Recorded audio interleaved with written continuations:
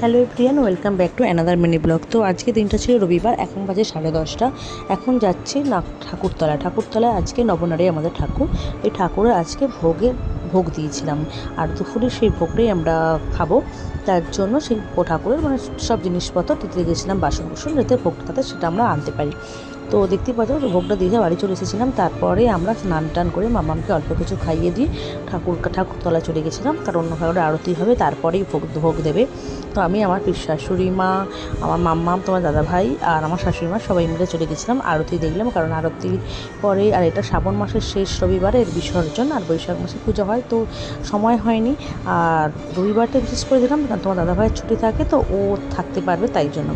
আর দেখতে পাচ্ছ অনেকেই আমরা না অনেকেই ভোগ দিয়েছিল, সবাই মিলে ভোগ দর্শন দেওয়া শুরু হয়ে গেছে, ভোগ বিতরণ। এই আমাদের ঠাকুর, আর এইভাবেই আজকের দিনটা গেল, আর এই হচ্ছে আমাদের আজকের ভোগ।